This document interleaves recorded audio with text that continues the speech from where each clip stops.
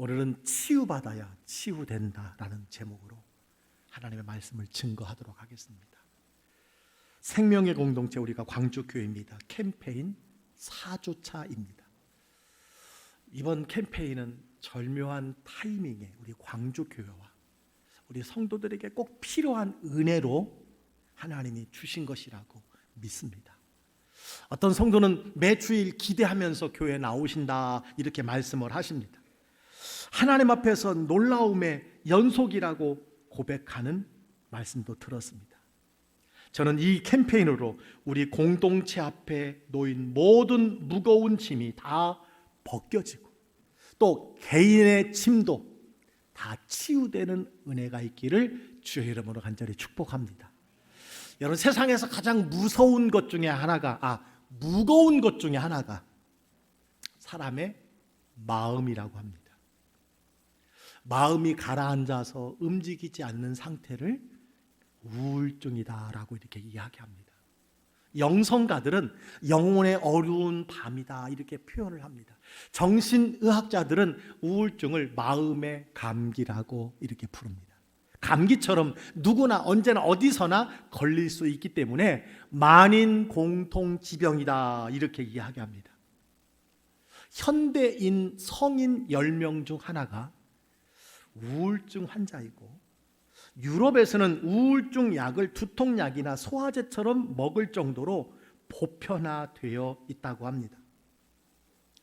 우울증에 빠지게 되면 알 수 없는 깊은 슬픔과 좌절에 침체되고 무기력해지게 됩니다. 미래에 대한 희망을 상실하고 절망에 빠지며 때로는 자살에 이를 수도 있다라는 것입니다. 최근 우리 사회의 가장 심각한 문제 중에 하나가 자살입니다. 보건복지부가 공개한 자살 예방 백서에 따르면 우리나라 자살자 수가 인구 10만 명당 27명으로 나타났어요. 그런데 이 27명은 OECD 국가 평균 2배에 해당한다는 거예요. 특별히 우울증 환자의 자살 위험률이 일반인보다 41배나 높다는 그 연구의 자료를 여러분 보았습니다.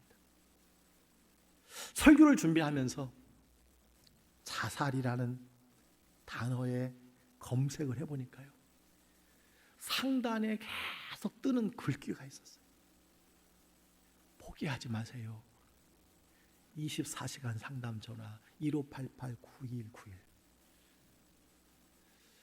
얼마나 많은 분들이 이런 목숨을 끊는 가운데 이런 글귀가 계속해서 올라오는 것을 보았습니다. 사랑하는 성도 여러분, 혹이나 여러분 생명을 포기하지 마시기를 주의 이름으로 축복합니다. 성경은 선지자의 선지자라고 할 수 있는 엘리야가 우울증이었음을 여러 가지로 보여주고 있습니다. 여러분, 엘리야가 누굽니까? 갈멜산에서 바알과 아세라 선지자 850명과 대결해서 승리한 선지자였어요. 그가 기도했더니 비가 오지 않았고 3년 6개월이나 내리지 않던 비가 내리기도 했던 능력 있는 선지자였어요. 그러나 이 엘리야를 미워하는 한 사람이 있었어요. 누구예요? 왕후 이세벨이었습니다. 이세벨 때문에 생명의 위협을 느낀 엘리야는 광야로 도망하여 로뎀나무 아래서 죽기를 구하였습니다. 여러분, 그것이 4절의 기록이 되어 있습니다. 광야로 들어가 하룻길쯤 가서 한 로뎀나무 아래에 앉아서 자기가 죽기를 원하여 이르되 여호와여 넉넉하오니 지금 내 생명을 거두시옵소서. 이게 누구예요? 엘리야예요. 갈멜산에서 보았던 그 예전의 엘리야가 아닙니다. 문제 앞에서, 두려움 앞에서 낙심하고 절망한 나머지 이제 더 이상 살 수가 없다, 이제 나를 죽여주시옵소서, 내 생명을 거두어 주시옵소서. 이게 누구의? 엘리야입니다. 오늘 우리에게도 이 엘리야의 모습을 찾아볼 수가 있지 않을까요? 열심히 살다가 어느 날 삶의 무게를 감당하지 못하고 주저앉을 때가 있습니다. 어쩌면 이 자리에 이런 경험자가 계시고 이런 심정을 가지고 예배의 자리에 나오신 분도 혹 있을지 모르겠습니다. 자, 엘리야가 이런 상태에 이르게 된 이유가 무엇일까요? 몇 가지 이유가 있습니다. 첫째는요, 협박 때문이었어요. 협박. 이세벨의 공갈 협박이 있었습니다. 엘리야는 갈멜산에서 기도로 하늘에서 불이 떨어져 850대 1의 큰 승리를 거둔 선지자였어요. 그 소식을 들은 이 이세벨이 분노하여 엘리야에게 사신을 보내서 편지를 써 보냅니다. 그 편지의 내용이 2절에 기록이 되어 있어요. 내가 내일 이맘때에는 반드시 내 생명을 저 사람들 중 한 사람의 생명과 같게 하리라. 그렇게 하지 아니하면 신들이 내게 벌 위에 벌을 내림이 마땅하니라 한지라. 엘리야는 이 협박에 여러분 도망합니다. 그리고 하나님 앞에서 데려가 달라고 요구하고 있는 거예요. 여러분, 사람이 지나치게 환경을 의식하게 되면 어리석은 기도가 나오기도 합니다. 혹시 엘리야가 이런 기도가 아닐까 생각이 들어요. 엘리야는 자신을 죽여달라고 기도합니다. 만약 하나님이 엘리야의 기도를 들으셨다면 어떻게 되었겠습니까? 엘리야는 죽어 없어지는 것이지요. 여러분, 우리도 가끔 가다가 하나님 앞에 그렇게 푸념으로 기도하지 않습니까? 하나님, 차라리 저를 데려가 주세요. 여러분, 이런 기도할 때가 있지 않아요? 역설이지만 가끔은 하나님께서 내 기도에 응답하지 않으시는 주님이 얼마나 감사한지 몰라요. 여러분, 그렇지 않습니까? 여러분의 기도를 다 응답해 주셨다면 여기에 계실 분이 몇 분이나 계실까요? 응답해 주시는 주님께 감사하고 또 응답해 주시지 않은 기도에도 감사하는 줄 믿습니다. 여러분, 협박 때문에 지금 이런 상태가 되었다는 거예요. 두 번째는요, 잘못된 시각 때문이에요. 자, 엘리야가 이 문제에 부딪혔을 때 첫 번째 한 행동이 있었습니다. 3절에 기록이 되어 있어요.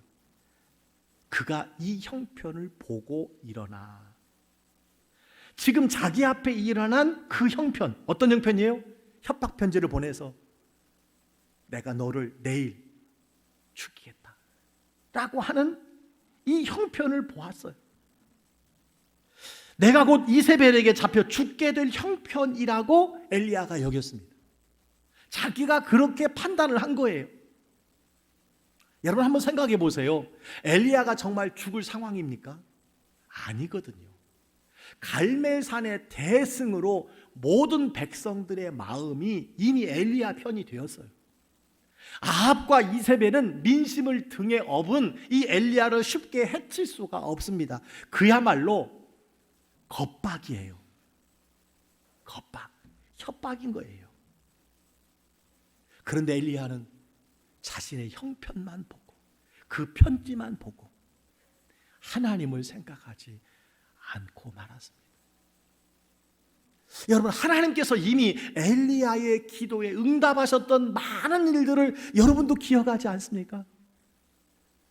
3년 동안 비를 내리지 아니하시고 까마귀를 보내어 떡과 고기를 주셨고 사르밧 과부의 집에서 가루와 기름이 떨어지지 않게 하셨고 갈멜산에서 기도 한마디로 하늘에서 불이 내려서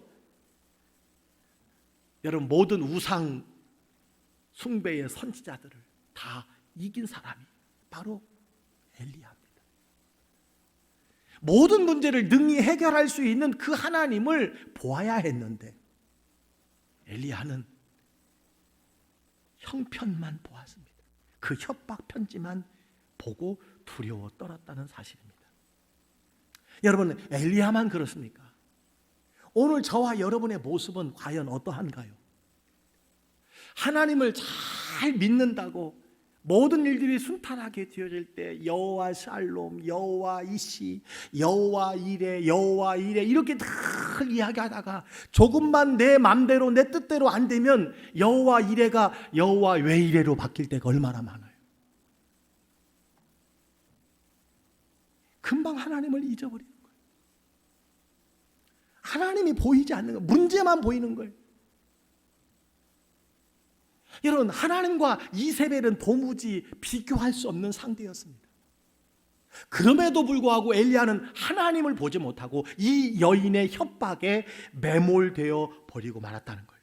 여러분, 분명히 알아야 합니다. 누구나 삶에 다양한 문제를 가지고 살아갈 수밖에 없어요. 그 문제가 여러분을 진정 우울하고 절망스럽게 만들 만큼 어렵습니까? 힘이 듭니까? 아니면 여러분이 그렇게 보는 것 아닙니까? 그렇게 생각하는 것 아닙니까? 그렇습니다. 우리가 영적 침체에 빠지는 이유는 어떤 느낌이 나를 실패자로 만든다는 거예요. 어떤 사람의 말이 나로 패배자로 만든다는 거예요. 그래서 실수를 실패자로 생각을 해버리고 한 가지 실패를 인생의 실패자처럼 살게 할 때가 너무 많다는 거예요. 그래서 시편 30편 4절 5절에는요 우리에게 이렇게 말씀해주고 있어요. 다 같이 한번 읽어볼까요? 주의 성도들아 여호와를 찬송하며 그의 거룩함을 기억하며 감사하라. 그의 노여움은 잠깐이요 그의 은총은 평생이로다. 저녁에는 울음이 깃들일지라도 아침에는 기쁨이 오리로다. 아멘. 아무리 우리가 잘못하고 노여움이 덮쳐와도 하나님의 은총을 바라고 기쁨을 기대하라는 거예요. 노여움은 잠깐입니다.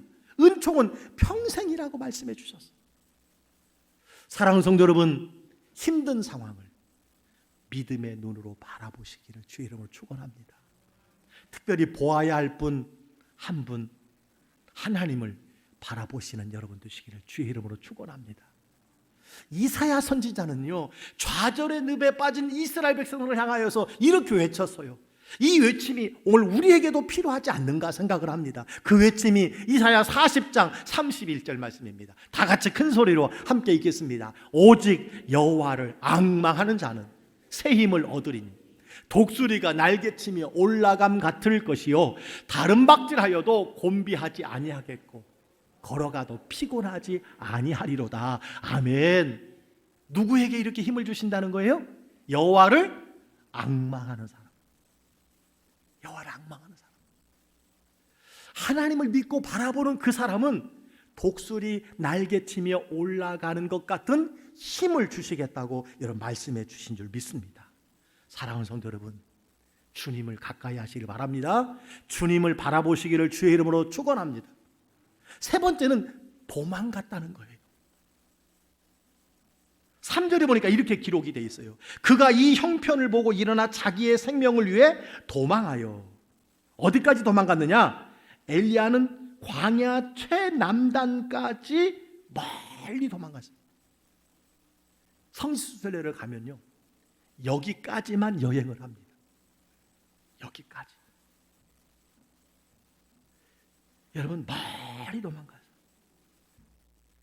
도피는 해결책이 아니에요. 도망가는 것은 해결책이 아닙니다. 물론 죽인다고 하니까 잠시 피할 수는 있어요. 여러분 그러나 도망가는 것은 해결책이 안 됩니다. 더 불안한 거예요. 여러분 어릴 적 술래잡기 할 때 찾는 사람과 숨는 사람 누가 더 불안합니까?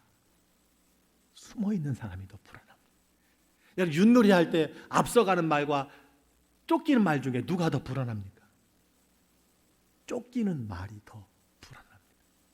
도망가면 더 불안해지는 거예요. 여러분 우리의 인생의 여러 가지 갈등도 상처도 문제도 직면하면 아무것도 아니고 쉽게 해결되는 것이 참 많이 있어요. 직면하지 아니하고 생각하지 아니하려고 하고 피하려고 하고 도피하려고 하면요, 그 문제가 내 마음을 온통 뒤흔들어 놓습니다. 아무것도 아닌 것에 대한 결과를 우리가 다양하게 예측을 하는 거예요. 그래서 우리가 고통을 받는 겁니다. 여러분, 도피하면 더 큰 어려움에 빠지는 거예요. 도망치지 말고 또 하나, 숨기지 말아야 합니다. 여러분, 직면하는 것이 중요해요. 엘리야가 낙심하고 절망한 이유 무엇입니까? 피하고 도망쳤기 때문이라는 사실. 네 번째 이유가 있습니다. 다른 사람과 비교했습니다. 4절에 이렇게 기록이 되어 있습니다. 여호와여, 넉넉하오니 지금 내 생명을 거두시옵소서. 나는 내 조상들보다 낫지 못하니이다. 여러분, 이 말씀에서 엘리야의 근본적인 문제를 우리가 알게 됩니다. 우선 이제 살 만큼 살았다. 이제 일할 만큼 일했다. 살아야 할 이유가 없다는 거예요. 족하다. 주님 됐습니다. 하나님 됐습니다. 이런 말이에요. 또 하나는 내 조상들보다 낫지 못하다는 거예요. 우리가 영적으로 침체에 빠지는 이유는요, 다른 사람과 비교하기 시작할 때라는 사실을 우리가 기억해야 돼요. 여러분, 누구나 살다 보면 이길 때가 있고 질 때도 있습니다. 인생은 오르막도 있고 내리막도 있고 골짜기도 있습니다. 그때마다 죽여달라고 하면 어떻게 되겠어요? 일이 안 될 때마다 나를 데려가시옵소서 이렇게 말하면 어떻게 되겠느냐는 거죠. 사랑하는 성도 여러분, 비교운 인생으로 살지 마시기를 주의로 축원합니다. 자신을 다른 사람과 비교하지 마십시오. 남편을, 아내를, 자녀를 비교하지 맙시다. 여러분, 담임 목사를 다른 교회 담임 목사와 비교하지 마시기를 바랍니다. 그러면 담임 목사가 영적 침체에 빠질 수도 있어요. 여러분, 비교하면 두 가지예요. 교만해지거나 침체에 빠집니다. 행복할 수가 없어요. 자, 이런 엘리야를 위한 하나님의 치유책이 무엇일까요? 자, 상처와 우울증에서 치유받고 회복되는 길이 무엇일까? 이 말씀을 여러분 꼭 마음에 새기시길 바랍니다. 첫 번째는요, 하나님께 아뢰는 거예요. 한번 따라해 보십시다. 하나님께 아뢰라. 4절에서 지금 내 생명을 거두어 달라고 어쨌든 아뢰었어요. 9절 10절에 보니까 이스라엘 자손이 나를 죽이려고 한다고. 하나님, 저들이 제단을 헐고 나를 죽이려고 합니다. 자기에게 있던 모든 것들을 다 하나님께 아뢰고 있다는 거예요. 그때 하나님께서 이렇게 말씀을 하셔요. 13절에 보니까 엘리야야, 내가 어찌하여 여기 있느냐? 엘리야야, 내가 어찌하여 여기 있느냐? 내가 왜 그 자리에 있느냐? 내가 왜 낙심하는 자리에 있느냐? 그렇게 응답해 주셨습니다. 절망의 자리, 낙심의 좌절의 자리는 엘리야가 있어야 할 곳이 아니라는 거예요. 낭망의 자리, 그곳은 하나님을 믿는 여러분이 있어야 될 자리가 아니라는 사실을 여러분 말씀해 주고 있음을 보게 됩니다. 사랑하는 성도 여러분, 하나님은 여러분이 가진 문제를 아뢰일 때 기뻐하시는 분입니다. 여러분의 속마음에 있는 모든 문제를, 아픔을, 고통을 아뢰일 때 하나님은 기뻐하셔요. 시편 32편 3절에 보니까 이런 말씀이 있어요. 내가 입을 열지 아니할 때에 종일 신음함으로 내 뼈가 쇠약하였도다. 이게 무슨 말씀이에요? 우리가 문제를 가지고 상처를 가지고 입을 다물고 고백하지 않을 때 온종일 신음하여 몸은 탈진하게 된다는 거예요. 여러분, 주 예수 앞에 다 아뢰시기를 주의 이름으로 축원합니다. 주님은 상한 심령, 통회하는 마음을 기뻐 받으신다고 말씀해 주셨어요. 여러분, 하나님 앞에 아뢰는 거예요. 하나님 앞에 아뢰는 것과 함께 동일한 효과가 있는 것이 있습니다. 생명의 공동체 우리 광주교회의 각종 소그룹에서 여러분이 그 아픔을 나누는 거예요. 여러분, 광주교회 교인은 반드시 소그룹에 속한 사람이어야 합니다. 여러분, 취미 소그룹에도 참여하시고, 남녀 전도회에도 참여하시고, 구획에도 참여하시고, 각종 교회의 삶공부에도 참여하시기를 바랍니다. 거기에 놀라운 치료가 있어요. 야고보서 5장 16절, 여러분 잘 아시는 말씀입니다. 다 같이 한번 읽어볼까요? 시작. 너희 죄를 서로 고백하며 병이 낫기를 위하여 서로 기도하라. 의인의 간구는 역사하는 힘이 큼이니라. 여기 가장 중요한 단어가 뭐예요? 서로 고백하고 서로 기도하라. 자신의 상처와 아픔을요 고백하는 그 자체가 치유의 시작이에요. 여러분, 상담이 다른 것이 아닙니다. 자기의 문제를 내려놓는 거예요. 말하는 거예요. 고백하는 것, 거기서부터 치유가 시작되는 거예요. 여러분, 제가 지난달에 그런 설교를 했어요. 혼자 있는 외로움은 빨리 우리를 노화시킨다는 거예요. 특히 질병 위험을 높인다는 것. 또 제가 말씀드렸어요. 외로움은, 고독은 하루에 담배 15개 피를 피우는 것보다 더 악영향을 미친다라는 연구 결과예요. 하루에 담배 15개 피, 아마 줄담배가 아닐까요? 외로움이, 고독이 이거보다 더 건강을 해친다는 거예요. 여러분, 우리가 교회에만 속해도, 특별히 우리 어르신들은요, 교회에만 소속해도 어때요? 주일 예배, 수요 예배, 금요 심야 기도 예배, 또 여러분 그레이스로 화요일 날 유익한 모임이 얼마나 많은지 모릅니다. 여러분, 이곳에 함께 모이면, 함께 어우르면, 여러분, 우리가 그 고통과 상처를 극복할 수 있다라는 사실입니다. 하나님은 여러분의 모든 문제를 가지고 주께 나와 부르짖는 것을 정죄하지 않습니다. 무엇이나 염려하지 말고 주 예수께 아뢰시기를 주의 이름으로 축원합니다. 오늘 11절 12절을 보니까 그때 주님의 세미한 음성을 들려주셨어요. 하나님의 처방은요, 부르짖고 주를 찾고 주님께 아뢰일 때 세미한 음성으로 영적 침체에 빠진 사람을 여러분 회복시켜 주신다라고 하는 말씀이에요. 사랑하는 성도 여러분, 하나님께 아뢰시기를 바랍니다.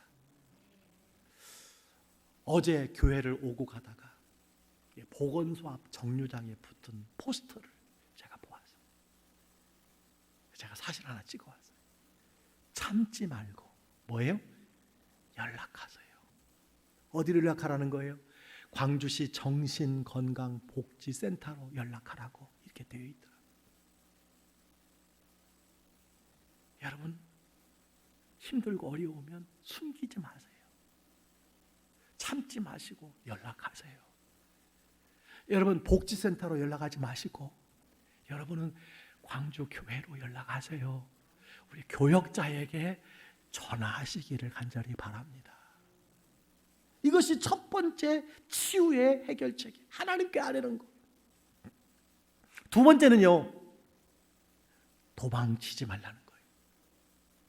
시편 55편 6절 7절에 여러분 이런 말씀이 있습니다. 나는 말하기를 만일 내게 비둘기같이 날개가 있다면 날아가서 편히 쉬리로다. 내가 멀리 날아가서 광야에 머무르리로다. 많은 분들이 문제를 만나면, 상처를 받으면 어떻게 하고 싶어요? 날아가고 싶어요. 떠나고 싶어요. 피하고 싶어요. 이런 마음을 누구나 갖게 됩니다. 그래서 많은 사람들이 여러분 날아가자 그래서 다 어디로 가요? 제주도로 많이 날아갑니다. 제주도 너무 좋잖아요. 떠나요 둘이서 모든 걸 훌훌 버리고 제주도 푸른 밤 그 별 아래. 여기까지밖에 모르는 거예요. 여러분 떠나는 거예요. 이 노래만 들으면 서귀포가 생각나요. 서귀포만 이야기 들으면 가슴이 떨려요. 가보고 싶어요. 너무너무 좋습니다. 여러분 어려운 상황과 환경을 피하고 싶은 것이 사람의 본능이에요. 피하고 싶은. 그래서 여러분 모든 공공 건물의 문들은 법적으로 바깥쪽으로 열리게 되어 있어요. 여러분 그거 아셔요? 왜 그렇게 만들었을까? 여러분 사람이 견딜 수 없을 때 분노해서 뛰쳐나갔다고 생각해 보세요. 그렇게 밖으로 열려야 되는데 안으로 열리는 물이면 뭐 머리 다 망가지지 않겠어요? 여러분 그러나 중요한 것은 문제에서 달아나는 것은, 도망치는 것은 결코 그 문제의 진정한 해결책이 아니라는 사실입니다. 우리가 엘리야에게 배워야 돼요. 문제로부터 도망치지 마시기를 주의 이름으로 축원합니다. 문제를 숨기지 마시고 문제로부터 도피하지 마시기를 간절히 소원합니다. 교회 공동체로부터 도피하고 떠나고 숨는 것이 여러분 치유책이 아니에요.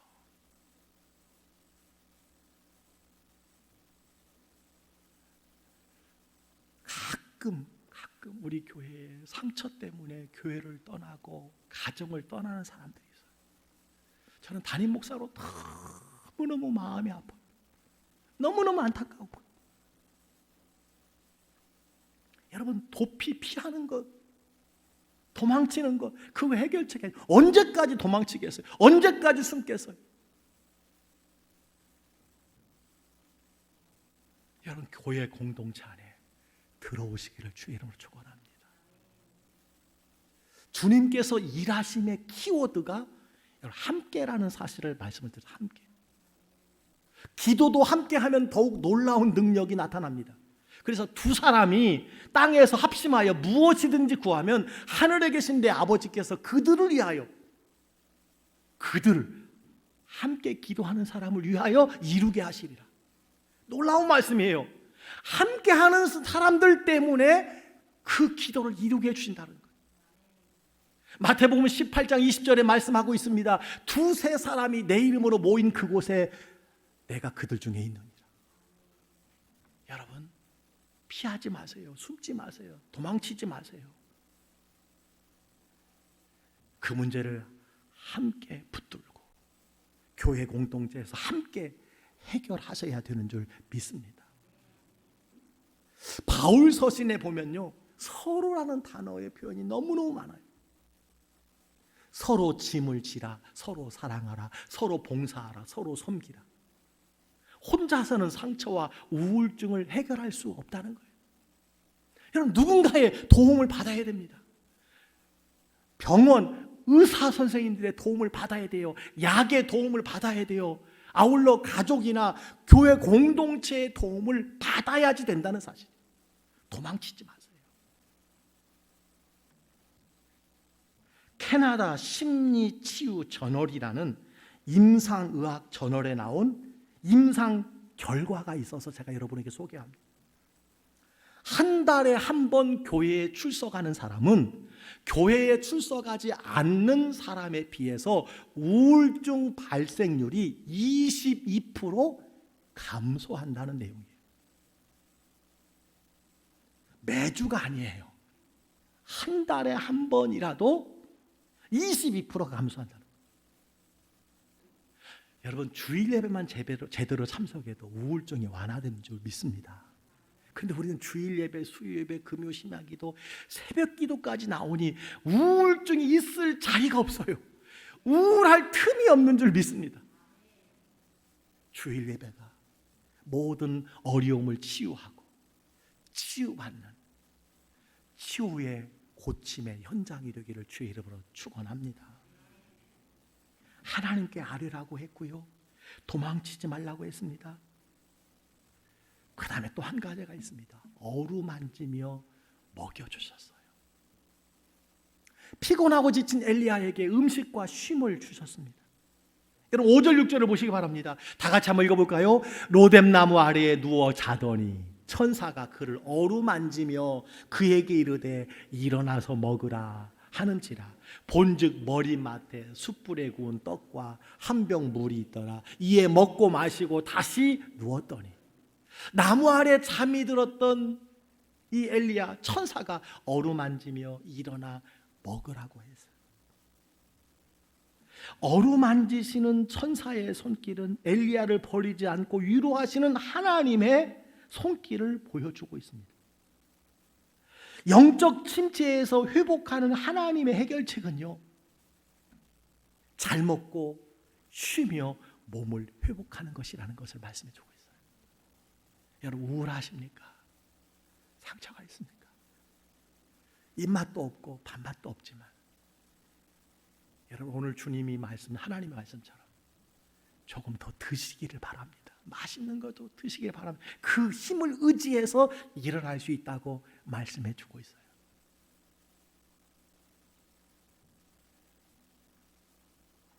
마지막으로 여러분은 호렙에 이르게 하셨습니다. 하나님은 엘리야의 지친 몸을 회복시킨 후에 호렙에 이르게 하셨어요. 호렙산은 모세가 하나님을 처음 만난 곳이었습니다. 우리가 어떤 일들을 시작하려고 할 때 여러분 어떻게 돼요? 부모님 산소에 가서 결단하고 오는 사람도 있고, 많은 예수 믿는 사람은 기도원에 가서 기도하고 오시는 분들도 계시고, 또 하나님 앞에 나와서 여러분 기도하고 결단하는 사람들이 있잖아요. 그곳이 바로 호렙입니다. 하나님께서는 엘리야를 호렙에 이르게 하시고, 그리고 하나님의 세미한 음성을 듣게 하시고 다시 사명을 주셨습니다. 여러분 상처와 우울증이 치료되면 무엇을 해야 할까요? 하루에 5끼씩 드시겠어요? 날마다 막 방긋방긋 웃으면서 길거리 돌아다니시겠어요? 사람들이 이상하다고 볼 거예요. 하나님은 맡겨진 사명을 실천하는 사명자가 되라는 말씀인 줄 믿습니다. 아파서 상처로 우울증이 와서 잠시 떠났던 사역, 그만두었던 사역의 자리로 돌아오는 것이 진정한 회복이라고 하는 말씀이에요. 세계적으로 유명한 상담학자인 칼 매닝거 박사는 우울증을 치료하는 확실한 방법은 대문 밖으로 나가 도움이 필요한 사람을 돕는 것이라고 그랬어요.